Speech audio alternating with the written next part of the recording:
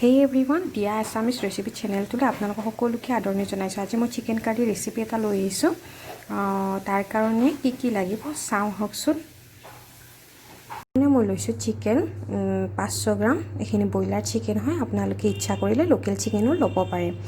আৰু এটা ডাঙৰ সাইজৰ আলু এনেদৰে দুডোখৰ কৰি মাজত কাটি লৈছো।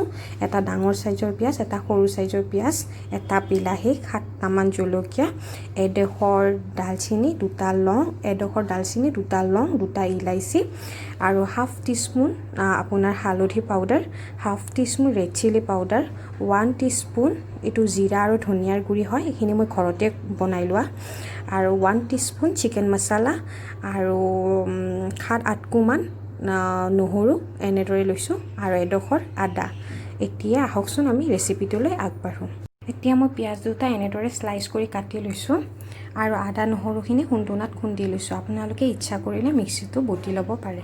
এতিয়া মই কেৰাহী এখন পাতি তাতে মই সৰিয়হৰ তেল, মিঠাতেল অলপ দি দিম মাংসখিনি বনাবৰ কাৰণে। আপোনালোকে তেলটো যিমান খাই সেই হিচাপত লৈ ল'ব।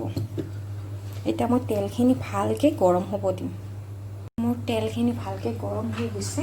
এতিয়া মই তেজপাত এখিলা দিম। তেতিয়া মই দেখাবলৈ পাহৰি গৈছিলো, কিন্তু এতিয়া মই তেজপাত এখিলা দি দিছো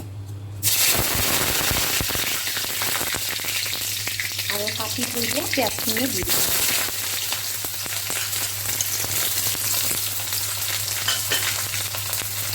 এতিয়া মই পিয়াজখিনি অকণমান হোৱাকৈ এনেদৰে ভাজি ল'ম। মোৰ পিয়াজখিনি অকণমান ভজা হৈ গৈছে আৰু দেখিছেনে এটা পিংকিশ কালাৰ এটা আহিছে। এইখিনিতে মই দি দিম আদা নহৰু যিখিনি খুন্দি লৈছিলোঁ, সেইখিনি আদা নহৰুখিনি দি দিছোঁ।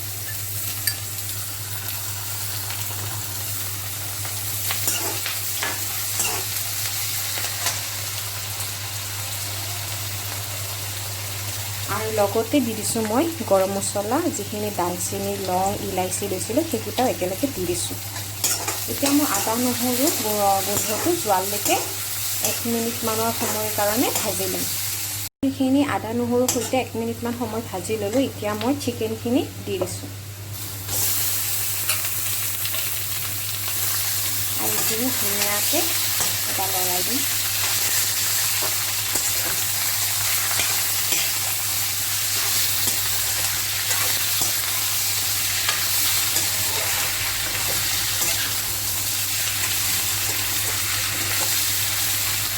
লৰাই দি মই আৰু 1-2 মিনিটমানৰ কাৰণে ভাজি ল'ম। এইখিনি মই 1 মিনিটমানৰ কাৰণে ভাজা হৈ গ'ল। এতিয়া মই মছলাখিনি তাতে দি দিছোঁ। হালধি powder, Kashmiri red chilli powder, জিৰা আৰু ধনিয়াৰ গুৰি, আৰু লগতে দিছোঁ চিকেন মছলা 1 চামুচ। এইখিনিতে মই এবাৰ ধুনীয়াকৈ লৰাই দিম।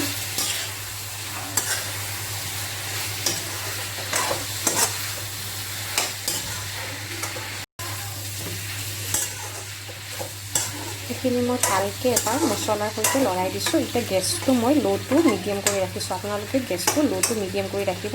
আৰু এইখিনি মই এতিয়া ঢাকোনখন লগাই 5 মিনিটমানৰ কাৰণে ভাজি ল'ম আৰু মাজে মাজে এবাৰ দুবাৰকৈ লৰাই থাকিম।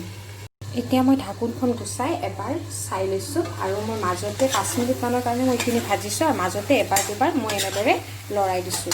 এতিয়া মই ইয়াতে কাটি থৈ দিয়া আলুটো একেলগে দি দিম আৰু যিখিনি এটা বিলাহী আৰু জলকীয়া কিটা মই এনেদৰে কাটি লৈছোঁ সেইখিনিও একেলগে দি দিম।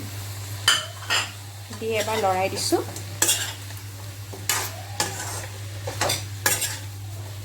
আপোনালোকে যদি ভাবিছে আপোনালোকৰ মছলাখিনি অকণমান তলত লাগি গৈছে, তেতিয়াহ'লে অকণমান গৰম পানী দি আপোনালোকে এনেদৰে ভাজি ল'ব। মোৰ মছলাখিনি তলত লগা নাই, মই গেছটো ল' টু মিডিয়াম কৰি ৰাখিছোঁ। এইখিনি এতিয়া মই আৰু 5 মিনিটমানৰ কাৰণে ভাজি ল'ম আৰু মাজতে এবাৰ দুবাৰ লৰাই দিম ঢাকোনখন বন্ধ কৰি। এতিয়া মই এইখিনি এবাৰমান লৰাই দিম। দেখিছেনে বিলাহীখিনিও ধুনীয়াকৈ গলি গৈছে আৰু মছলাৰ সৈতে চিকেনখিনি মই এনেদৰে ভাজি দিছোঁ। চিকেনৰ পৰা যিহেতুকে পানী ওলায়, সেইকাৰণে মই পানী দিয়া নাই।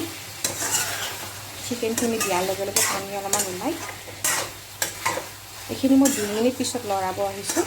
এতিয়া আৰু 3 মিনিটমানৰ কাৰণে চিকেনখিনি এনেদৰে মছলাৰ সৈতে আৰু এবাৰ ভাজি দিম। ঢাকোনখন বন্ধ কৰি দিছোঁ। মই ইয়াতে নিমখখিনি দিবলৈ পাহৰি গৈছিলোঁ। এতিয়া মই নিমখখিনি এড কৰি দিছোঁ। মাংসখিনি ভাজিয়ে আছোঁ। ইয়াতে মই এতিয়া সোৱাদ অনুসৰি নিমখখিনি দি দিছোঁ। আপোনালোকে নিমখৰ হিচাপটো চাই ল'ব। সোৱাদ অনুসৰি নিমখ দিলেই হ'ল।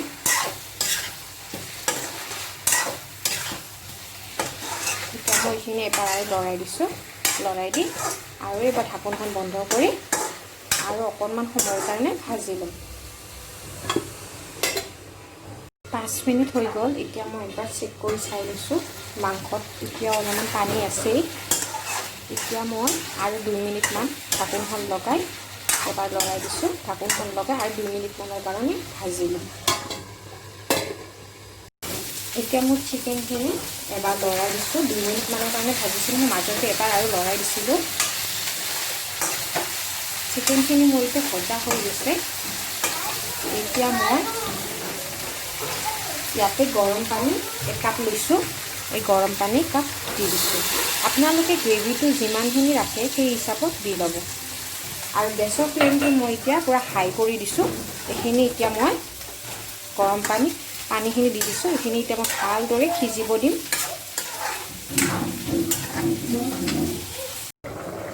এতিয়া মই চিকেনখিনি এবাৰ চাই লৈছোঁ।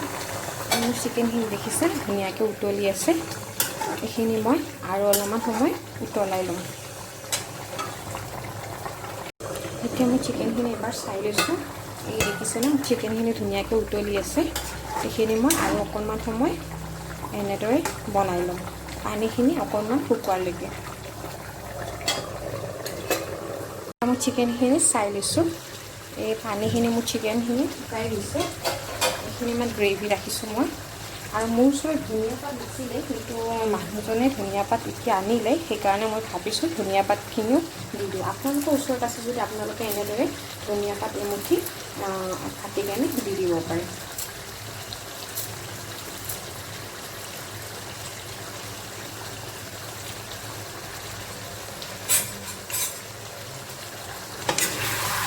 এতিয়া মই এবাৰ লৰাই দিছোঁ। এই দেখিছেনে মোৰ চিকেন কাৰী ৰেচিপিটো ৰেডি হৈ গ'ল। আপোনালোকে গ্ৰেভিটো যিমানখিনি খায় সেই হিচাপত ৰাখিলে। মই বেছিকৈ গ্ৰেভি ৰখা নাই, মই অকণমান শুকাই দিছোঁ। এইখিনিমানটোৱে ৰাখিছোঁ। এতিয়া মোৰ চিকেন কাৰী ৰেচিপিটো ৰেডি হৈ গ'ল। দেখিছেনে মোৰ চিকেনখিনি কমপ্লিট ৰেডি হৈ গ'ল। খাবলৈ ৰেডি হৈ গৈছে। আপোনালোকে গৰম গৰম ভাতৰ লগত এনেদৰে বনাই পৰিৱেশন কৰিব পাৰে। আৰু যদিহে মোৰ ভিডিঅ'টো চাই ভাল পালে তেতিয়াহ'লে লাইক, শ্বেয়াৰ আৰু কমেণ্ট কৰিব নাপাহৰিব। Thank U.